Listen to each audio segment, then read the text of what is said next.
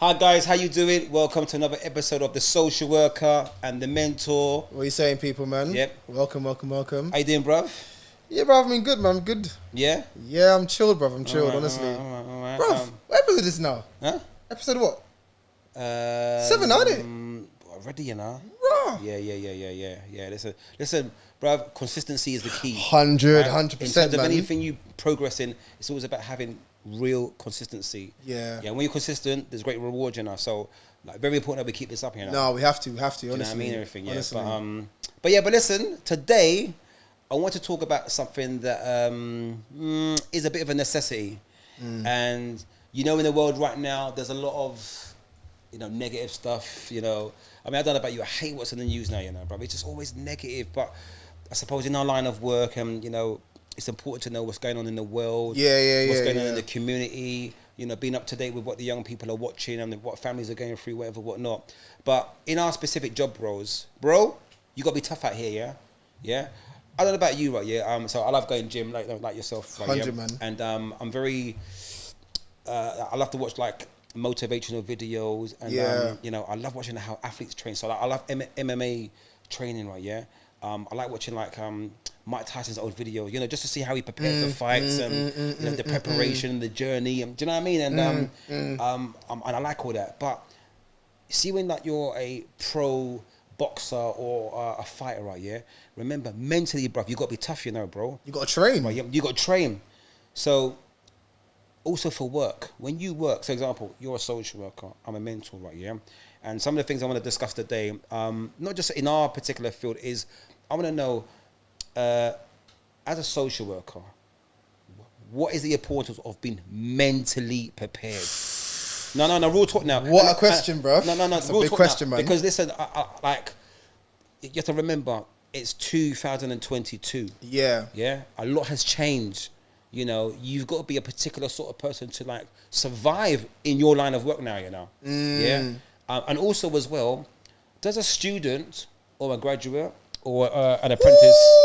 No, this is real talk. Do they know what they're in for? Bruv, yes. Hey. Are they being taught Hey. this is what you're going to Bruv, be in for? you know I'm gassed. No, real talk. I'm actually gassed he's asked this question. I'm just Because do you asking know how many people, I'm just saying, though. students...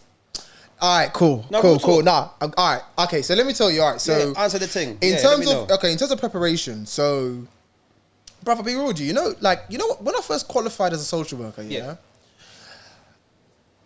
I was very enthusiastic when I qualified, honestly. Yeah. And I had this thing about me where I was like, you know what? Go change the world, man. Honestly, like, I'm going to do what I can. Yeah. You know, I was very enthusiastic when I qualified. But I think over the years, not that the enthusiasm hasn't changed. I think the realization of the job and what I've been doing. Yeah. Sorry to cut you. What is the realization of the job? So the realization of the job in terms of take away the caseloads. You're dealing with people's lives, you know. Children's lives as a social worker. You are making big decisions. And bro, bearing in mind, I went into social work, like, I started social work very, very young. Yeah. Do you know what I mean? Yeah. I got my degree at 21, then turned 22. So I'm 30 now. Yeah. 8 years. Yeah. Do you know what I'm saying? So very, very young to start. Yeah. So imagine you come out of uni, you're fresh, you're young, Eager. you're getting big cases. Zealous. Trust me, but you're getting big cases, you know. And So stop there. My apologies. Yeah. My apologies. So you're getting big cases too soon or not too soon? do you know what's weird? You see social work, to become a social worker, you've got to be, you could be 8. Before, you used to be older. You have to be 21 to do a social work degree, I think. Yeah. And then they lowered the age to 18. So like, I was one of the youngest in my cohort at uni, innit? So when I mean like too soon, I mean, I was at that stage, I was young, innit? So imagine, I may not have had the life experience. Yeah. So the kind of cases that I was reading, the cases that were referred in, I was like, raw. Sorry to cut you again. Yeah. Is that a necessity? Because as you said before, when you're an age of like 21, and so the other day I met quite a few graduates the other day. Yeah. They were like 21, 22, 23. Now, in terms of that young social worker, Yeah. what experience will they have with working with a 39-year-old woman who's got 2 children, and that woman's old enough to be her own mother Well, this or his own what I'm mother? trying to say, yeah, because I think a lot of graduates have asked the question in terms of the realization of being mentally prepared. Now, that's a challenge that I face regularly in my early years. That I remember the first home visit I did. Yeah, it's like this little boy here. Nah. Yeah, Violation, this little you boy know. here. Like, and I remember she was like, my parents was like, how old are you? I was like, I was 22. She's like, you know, I'm in my 50s. You're coming to tell me how to parent, Tale. to do an assessment. Hey. Like, you're a kid. Like, I could give birth to you. Yeah. Do you know what I'm saying? So I had a lot of that Right. resistance. Yeah. But I think the kind of cases that I got over time, it gave me the experience and also the maturity, because when you're young and you go in, mentally you're not that prepared. So literally, when I started getting cases, shit started to hit home for me. I was like, right, you know, this thing's not a walk in the park, you know. It's not. So for, as you mentioned, mental preparation, I think for students and for newly qualified social workers, and this could be of any age, Robert is absolutely right. You have to be mentally prepared for this job, because you are dealing with people's lives, and the families that you're working with, you're a social worker, newly qualified or not. Even as a social work student, you're a social work student. So as far as people are concerned, you work for the local authority. So you've got to be prepared for the kind of cases that you will get. Obviously, you'll be protected, but the kind of cases that you will get, and also the potential backlash you're going to get, All right. the stigma. No, once again, sorry to cut you off. So, with these graduates, Yeah. and the apprentice and the young social workers and everything, Yeah. is that taught? Because I'm going to be honest with you. You're not going to say to you, innit? Yeah. Because as we've spoken about, you know, recently, there's a massive turnover in local authority all across London of social workers leaving. Now, you know, recently I've heard a lot of male and female. I'm not seeing my partner. I'm not seeing my husband. I'm not seeing my wife. I'm not seeing my children enough. And the job is taking up so much of their time. It's now going into their personal and family life. Yeah. And it's now affecting home life now. The question I'm asking you is, when they started this job role, was they taught that this could happen? And if so, this is how you're going to handle it. Brother, this is how you should handle it. Brother, I'll be honest with you. So at university, though it was touched upon in terms of it, I think I learned, in terms of how I've been as a social worker, how I've progressed, how I've management, I've learned on the job. Yeah. Do you know what I mean? And this is the reason why podcasts like this are important, because, you know, like I said, I do guest lecturing. So when I go around and speak to students, I've assessed newly qualified social workers. But when I talk to students, I give them the realization that maybe at university, they may not be taught in terms of the burnout, being mentally prepared, the kind of case. Obviously, you can get information to find out, okay, what it means to be a social worker and how we got all the stigma. But you have to be prepared as a student. So students do have their placements that prepares them for it. Yeah. But I think university, in terms of the modules, my view, I don't think it really dissects how much you're going to be dealing with as a social worker. Because it's only now, bruv, that I've been in the job for 8 years where I've been through it. Yeah, like, the highs. Like you know now, you know. I've been through, bruv, the yeah. highs, the lows, Yeah. the burnout, the non-burnout, you know, the mental preparation. Bruv, even as a manager, like when I get up in the morning, I go gym and everything, like even like dealing with referrals and assigning them to like social workers, like, bruv, I've got to mentally prepare like my tray. I've got to look at, okay, how am I going to be doing this? How am I going to be doing that? I've got to deal with complaints. I've got to be dealing with. So it's a lot. Yeah. It really is a lot, bruv. So is like a preparation, does it cause anxiety and peer pressure for the actual social worker or an education professional? Because you see, mental preparation, it means preparing for your role every day. Yeah. Right, yeah. So I'm going to switch this around a little bit now, right, yeah? So, because yes, we have social workers, but, you know, we also have maybe a teacher. A teacher's quite similar to a social worker where they teach a class of 31 to 32 children. You know, if it's in an SEN school, it might be 8 to 10 young people. But they've got a mark. they're marking one Yeah. class, 2 classes, 3 classes. It's a whole heap of marking, which is a whole heap of paperwork. Okay, right? Yeah. All right. Now, Bro, even you as a mentor, bro, because I've been speaking to you, you've been up and down. Oh, yeah. Bro, how do you prepare? Because, bro, sometimes I've been speaking to you and you're like, Yeah. I'm here. Yeah. Bro, you didn't eat till like what? yeah. All right. I'm You know gonna what I'm saying? Okay. All right. So this is how I actually prepare. Right. This is me. I'm a different breed. I'm never gonna lie to you. Right. I'm just a different cat altogether. Right. See, like, you know, like, as I said before, I love the gym. I'm obsessed with the gym. Right. Yeah. When I first used to go to the gym, man went to get wedge and big and get chest and all them things there. Right. Yeah. But then after a while, the gym became therapy for me. It relaxed me in my job role. Yeah. Because what was beginning to happen, I was doing so much work and working. The gym started to be relaxing for me, therapeutic. It made me more interested in what I eat. You know, the importance of cardio. But it just distressed me. I thought, wow, I need this. Now, if I don't go to the gym, I'm having a panic attack, bruv. Do you know what I mean? Right, yeah. But it's part of my mental preparation for work. So I go gym every morning, most mornings, right? Yeah. 6 o'clock, rise and shine, innit? That's right. Yeah, and you do your jogs as well, innit? Yeah, that's it. Yeah. Yeah. I have a little bit of 45 minutes or like an hour to myself before I actually start, and then bang, I start. Right, yeah. So, and what I've learned to do is I've learned to, not take things always personal.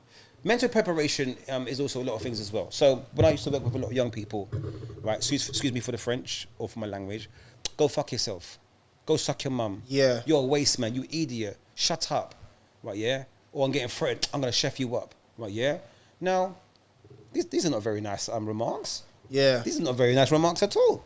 I'm thinking, what? Listen, when I first used to work in one of my first roles in the primary school, it was my first day in the primary school. And the boy said to me, go fuck your mum. I'm like, what? These times now, I never had any patience or tolerance. I'm thinking, what did you say? Listen, I want to brock him up, you know. I want to brock up this you. Rob. I thought, what? Did he just tell me that? Listen, I have to go hide in the toilet just to calm down, you know. Yeah. Because obviously you're thinking the disrespect. But as I said before, no one mentally told me that you got to prepare for these things. But when you're working with STN children, special education need children, who don't always know how to interact, or their language is not always the most pleasant, but it's their way of communicating with you, you begin to understand it, right? There was one time I was in the car park. He kept kicking my car wheel. I thought, no. Why you keep kicking my car wheel? Because I think you're all right. But that was his way of saying that I think you're okay, you know. Yeah. So I also had to like mentally prepare and understand that when you work with a specific sort of young person, you have to adapt. Yeah, that's right. Bro, I'm going to be honest with you. When I used to work in an SEN school, I worked with loads of children with autism, Asperger's, serious mental health, bro. No, bro. Yeah. Serious mental health. I had to be on my A game, right? But guess what? It was the making of me. I'll tell you the reason why it was the making of me. Listen, working in a school like that, you work with different children from different cultures and backgrounds, but in terms of SCN, wow, it was intense, bruv.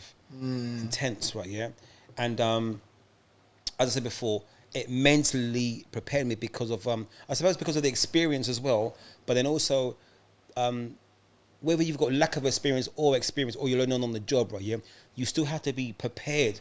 So, example, when you wake up in a bad mood, how do you prepare for your day? Now, this is just a question I'm asking you generically now. So when Nana, as a social worker, or any social worker, or any educational professional wakes up in a bad mood, because we have our bad days, bro. Yeah. Yeah? So when you wake up in a bad mood or you're tired now, how do you prepare for that day? I go gym, bruv. Okay. Yeah. I know it's a blanket statement, innit? But I'll be honest with you, me, I go to the gym. Yeah. I go to the gym to take out my frustration.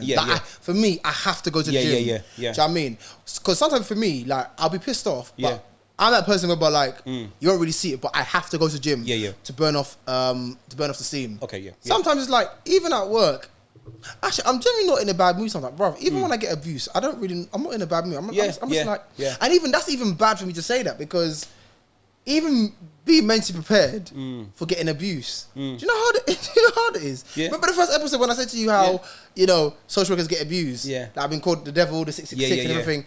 Like, the peakest thing about it is mental preparation. Yeah. That all them things there, yeah. But I become desensitized. But It's peak, but I shouldn't. But you know though, bruv, right, yeah? Because me and you are very similar, right, yeah? But I'll tell you what it is for me, right, yeah? And the reason why I do think it's important to talk about this.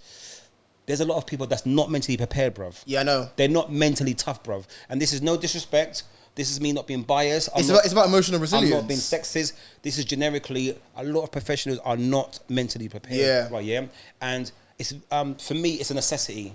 When you leave your yard or your house, right, yeah, or wherever you're coming from, right, yeah, you have to be mentally prepared for the day to achieve the highest level of you do. Work performance and dealing with and working with these young people. Because listen, if you're not, brother, it's all about high level, right, yeah? And, let's not get it twisted now. Me and Nana seeing these comments about, oh yeah, how man's talking. So because I might talk like a little lingo to Nana, what? Does that mean I'm not professional? Let me tell you something, right, yeah? You're seeing two of the most professional people Exactly. you'll know, yeah? Right? We're very big on safeguarding. We're very big on child protection, data protection, yeah? Once again, I would never mention Timmy that lives in 1 Cambridge Garden in, I don't know, Hackney, whatever, whatnot, and his address, whatever, whatnot, above the Morley's chicken shop. No. Why would I do that? How many years experience do we have here now? We've got 21 years experience. Right. Between me and him, Right. Now, if you feel, me as a professional, right, yeah, is saying something that may be out of line or safeguarding or may harm what we're doing right now, I expect you to check me. Bruv, I'm putting you in check, man. And vice versa. What am I say? You understand? Professionalism. And this is why mental preparation, right? Yeah. Right? If you don't have that, right, it's going to affect your level of professionalism. Yeah, You've got to be professional, bro. It is. You understand? Coming from there. But I think, Rob, there needs to be training. I think what you said in terms of social work and even, mentors and teachers, there needs to be training in terms of when you, not just through like university and a degree, but through your training, there needs to be like a module or something that like even like this podcast here. I would love, for this podcast to be seen at a university using a module to be like, are you mentally prepared for this job to be a social worker or to be a mentor? What does it entail? Are you aware that this is what you're going to be dealing with? Your caseloads, the families, also the big decisions you're going to be making. You know what I'm saying? Because, and also it's about being honest and saying there's going to be times whereby as a social worker whereby you're going to be burnt out. You're going to be crying. Yeah. In working long hours. Yeah. This discussion, students need to hear about it. 100%. Do you know what I'm saying? Yeah, like I saw some comments where somebody went and said how, as a student, it put them off from doing social work, or they came out of child protection. Yeah. But you know what? That's good because you're aware of the realities. You know what I'm saying to you? So mental preparation as a social worker or going in social work, you've got to be aware of the realities that you are going to be facing. Yeah. Do you know what I'm saying? Yeah. So if you're not mentally prepared to, and I'm not saying that is right, but if you're not mentally prepared to deal with, say, the things to do with burnout or to deal with like the abuse and all these sorts of things, it's not a job role that you should be in. And that's not because you can't do the job, but bruv, to be honest with you, I'm gonna say it, to be a social worker, working with children, to be a mentor, children in general, working with children in general, to be any kind of professional who works with children, you have to be so mentally prepared and mentally strong. Even when you reach breaking point, you have to. So I will always have the utmost respect for for any individual who's in any kind of job role to do with children, because it's all got its own pressures. That's not me saying that a social worker's pressure is not the same as a mentor's pressure. It's not the same as a teacher's pressure. It's not the same as somebody who works in AST or inclusion or YOS. It's not. But I'm just saying that you have to 100% be so mentally resilient 100%. and prepare yourself every single day. Like, I've got to prepare myself for tomorrow. You got to prepare yourself for tomorrow. We don't know as professionals what we're going to deal with. You don't, See what I'm saying? You don't. And that's the thing for me. It's preparing. As I said before, right? And do you know, like, one thing I want to say, because I don't want our audience to think, we're trying to like preach or down and no. sound negative, whatever, whatnot. I just want to let you guys know, right? To all apprenticeships or graduates or students, whatever, whatnot, you are great. 100%. You're fabulous. Yes, right? yes. Right? You're gonna smash it. Yes. Right, You're gonna do it, right? Because you are gonna do it, right? And the fact that you've got into this specific role, it means that you want to make a difference. That alone, right? I've got the ultimate respect that you kind of know, like, listen, this is gonna be, it ain't gonna be easy, but guess what? But I'm gonna persevere. Right? That's right. But what I suppose I'm trying to tell you, and Nana's trying to tell you, please, mental preparation is so important in terms of longevity and endurance, because you need endurance, bruv. You do. You need tolerance, you need patience. Yeah. Yeah. And guess what? You're not always going to get it right, you know? You're not. And I think it's important that people, you know, going into this job with a social work post or mental post, is that one thing you're going to have to accept, that you're not always going to get it correct. You're not. And do you know what? That's okay. Yeah. Because we're human. We don't get everything's right. Yeah. Do you know what I'm saying? But you've got to be aware of it. Yeah. And I think as a social worker, one of the things that, you know, in terms of mental preparation and over the years that I accepted, is that there are just some things that, you know, I wasn't able to change. That was a hard pill for me to swallow. To find out that actually, not the job role that I'm in, there's going to be limitations, to be honest with you. Yeah, that's right. And the limitation is not to do with lack of passion or lack of not wanting to do well, but there's a lot of there's a systemic thing as well that's at play, or there's funding, all those sorts of things, isn't it? But I just think, for me, I think podcasts like this is important, because we're not just preaching, but we're advocating, but we're bringing up awareness. Yeah. People to actually understand that the job roles that me and Robert are talking about, being a social worker, being a mentor, it is very, very mentally tough and very, very mentally challenging. Yeah. And you have to be mentally prepared for the good and the bad. Now, just carrying on from the bad that you're talking about, okay, as a social worker and as a mentor, depending on, I suppose, your role, what sort of mentoring, and also what sort of social worker, because something else that we want to discuss in the future, that's another topic of conversation, is the different sort of social workers. Because I don't think people always know that there's a different variation of social workers. Oh yeah, because not just children. It's not just children. Yeah, there's loads. There's loads. There's loads. Yeah. But you got to remember, even as professionals, we also have trauma. Yeah. Oh yeah. Right now, there's many social workers, past, present, in the future, and it will continue, that they might have worked with a young person that's no longer here. It might have been lost to knife crime, or drugs, whatever, whatnot. Now, having to deal with that as a professional, where you work with a young person and they're no longer here, or you know, you wasn't able to help their family. You have to remember, as a professional, you're a human being, you know. Yeah. Like, I think people sometimes forget, you know, that you cry like I cry. I bleed how you bleed. We have bad days, like, you know. Of course. We're human. We're not always going to get it right. But guess what? There's also a thing called professional trauma, you know. And sometimes that can bring burnout, anxiety, stress, depression. And that could also have a negative impact on your mental preparation. Because then what happens? Your emotions are beginning to sort of like, it becomes draining. Right, yeah, and that's the word as well, because even myself in the past, I worked with many young people that things haven't gone how it should have gone.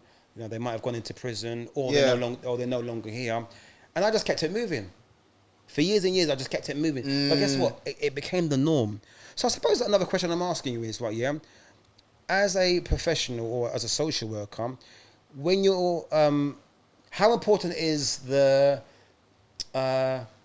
getting help if you've worked with a young person that's no longer here, or you find it hard to engage with the family, and for some reason you've been taken off the case and you feel like crap, you think, I wasn't good enough for that case, or they took me off, or just having that trauma of losing that young person that you was working with. And guess what? It might be 1 year you lost a young person. Yeah. In 2 years' time, another young person you're working with is no longer here. You know, due to drugs, whatever, whatnot. So how do you, what do you do? What's the guidance? How do you channel that? Or what advice would you give to that graduate or to that student that also, this is another thing that you might encounter, and this is also the best way to tackle it?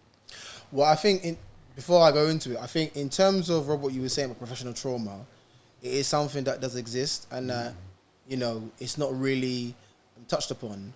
I think as a social worker, a lot of people forget that there's a person behind the professional. Yeah. So people just focus on the fact is you're a social worker. You know, you're a person in authority.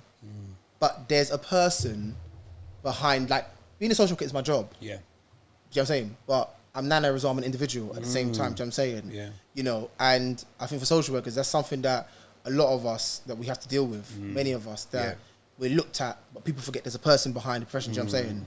Now, in terms of what you were saying about, you know, if you get taken off a case, it's important that, you know, for any student or social worker that you do talk to your supervisor, because you have to go through the reasons why you're taken off the case. Sometimes social workers, Rob, do ask and say, I want to be taken off this case because this particular, maybe this relationship's not working, or this parent doesn't like me. Do you know what I mean? And I've always gone and discussed it in supervision to explain how the social workers actually feel. So hang on, I do apologise for cutting you. That's a very common thing that I've heard over the years, right? Yeah, you often hear a social worker doesn't seem to get along with their parent. How important is that in terms of mental preparation, meeting the person meeting the family member or the mother or the father for the first time, and making sure that you have that rapport with them to make, you know, I suppose, also best support them in the best possible way? Well, I guess it's definitely about understanding. I mean, obviously, to be mentally prepared. As a social worker, for me, one thing I think over the years that I've developed now is I always know families don't want us to be involved. You got to be prepared for resistance. And social worker, you got to be prepared for resistance. Virtue of what you do, a family don't want you to be involved. You are a social worker. There's a stigma out there, as I said, you take children away. So that's one of the things. Well, if you work for children, you take children away. You know what I'm saying? So mentally, over the years now, I've got that preparation. I know when we're involved, or when I've been involved, potentially you don't like me. Do you know what I'm saying?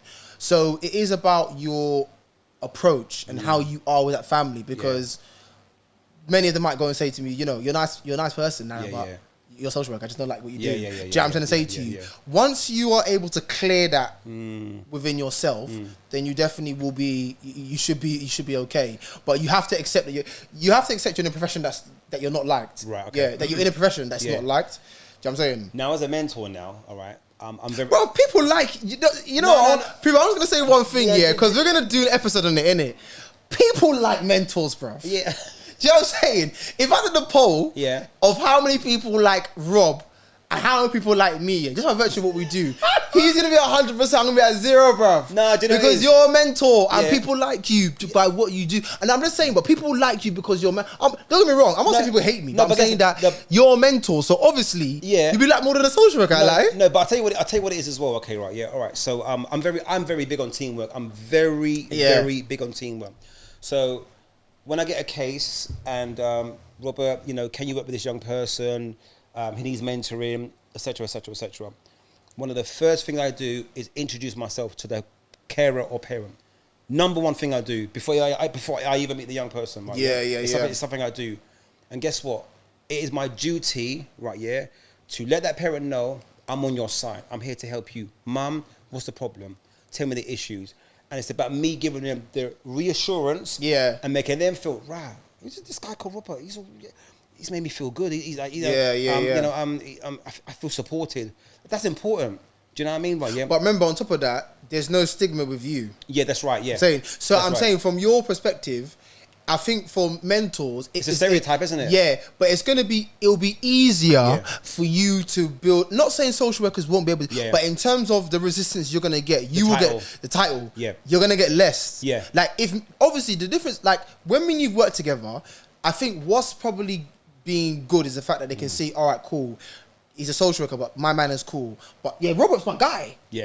Social worker, I need to get to know him. Yeah, it's the title, isn't it? The title. So I think the title, in a way, innate, it gives you an advantage. You know what I'm saying? But if I said, oh, you know, hi, you know, my name's Dan, I'm a social worker, they might, in their head, it's like, it's one of them, man. You know what I'm saying? But they might go and say, but he's nice. His practice is nice, you know what I'm saying? Or, like I told you in the beginning, that this boy. You know what I'm trying to say to you? But I think you will definitely have an advantage. But go on. Yeah, 100%. But it's just as I said before, you know, I think we both have similar preparation. So, different roles at different times. But I just think mental preparation is very, very important. I just know for me as a mentor, it's like what you said before. I expect a lot of negativity, right? Some days I might not get it right. Some days the young person might switch on me. So for me, it's being prepared for everything that's going to come my way, right? Yeah. And what I've learned is not to be complacent. Yeah. I've learned that, right? Sometimes when you get too comfortable, right? Yeah. you know, like you sort of like lose the task, you lose like your sight on the goal. Yeah, it's true. Right, yeah, remember you're dealing with a child now, yeah, right? Remember that child can switch on you at any minute. They might like you tomorrow, I might hate you for the next 6 weeks, then they like you again, right? Yeah, things might be going well with the mum or the parent or carer, and then they switch on you. Oh, you said you're gonna do this. You said you're gonna do that.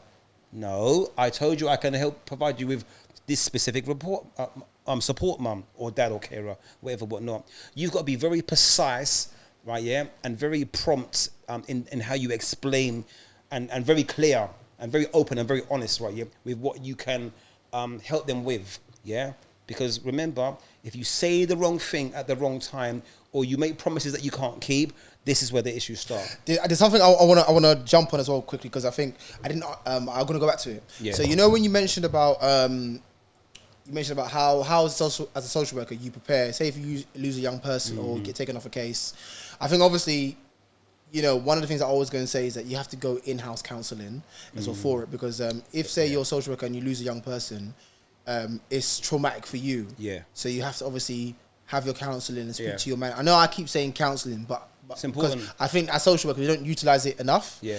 Obviously, be taken off a case, have a supervision with your manager. But one thing that is daunting that I think I want to touch on quickly is mental preparation for, like, when I first went to court.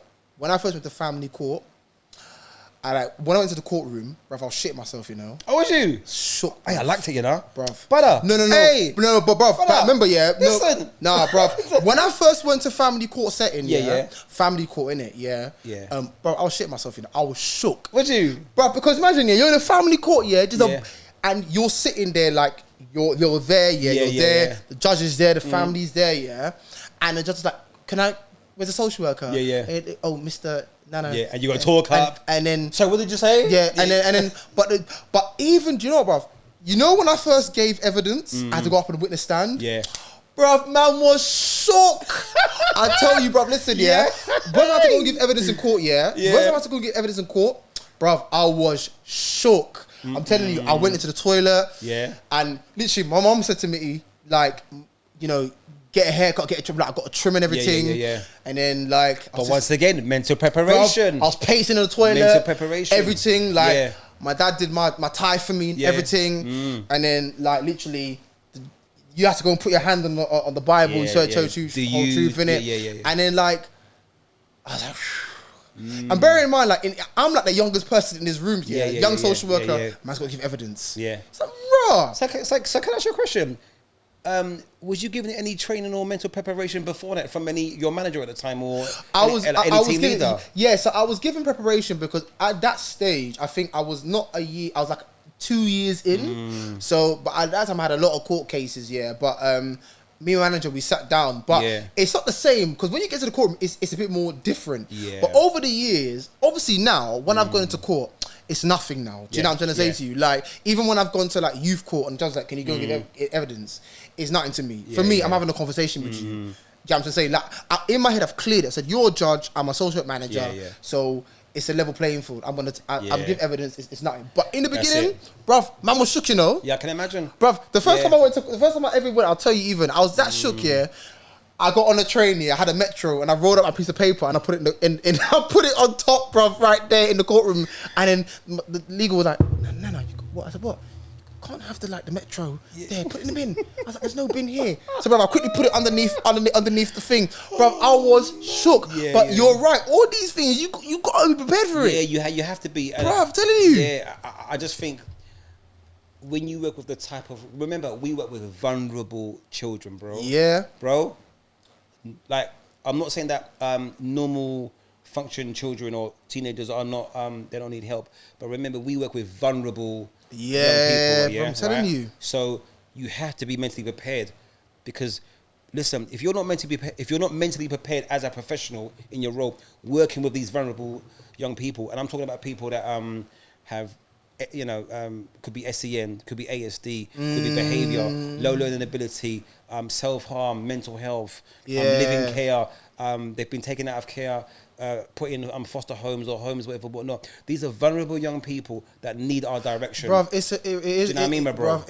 it's a lot, you know. It's a lot in terms of what you've said, and you've got to be prepared for it, the good and the bad. Yeah. remember, yeah, the jobs that you're doing, bruv, it's heavy stuff, you know. Yeah, heavy. Be a social worker, it's heavy. 100%. But you know what? Let's definitely end it. As I said before, brother, like, you know, and this is for females and males, or male and females, right? Absolutely. Yeah? Now listen, like, on a real, seriously, like, I believe in you. I believe in you. I trust you. Yeah.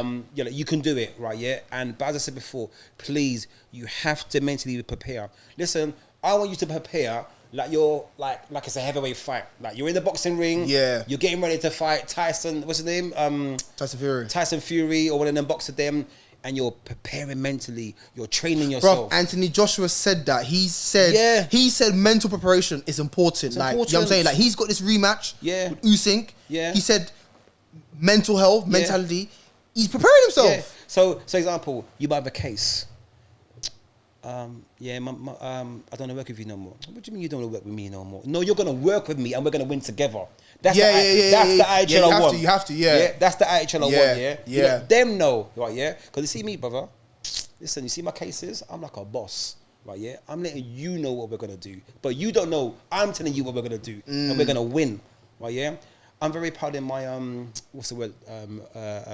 My success rates. Right, yeah. You know, sometimes you have to evaluate. Yeah. You have to look on your success rate. You know, it's going to get it right, but sometimes it's just nice to look at the journey and think, wow.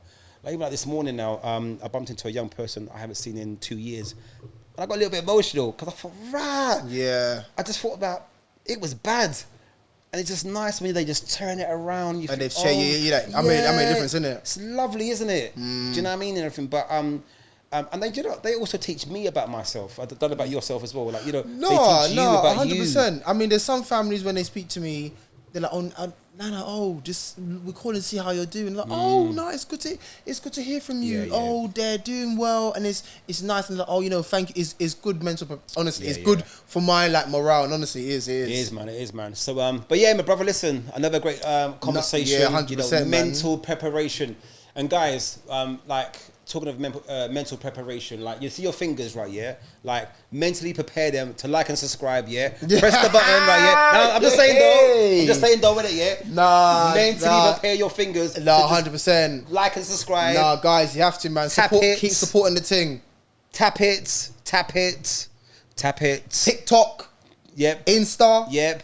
Spotify. That's it. All of it, guys, man. That's honestly. But listen, lecturers, teachers, listen, social work, universities, show this to your students, man, honestly. Yeah. Do the mental preparation. 100. And have a great evening. Yeah. Nice. Take care, guys, man. See you guys later, man.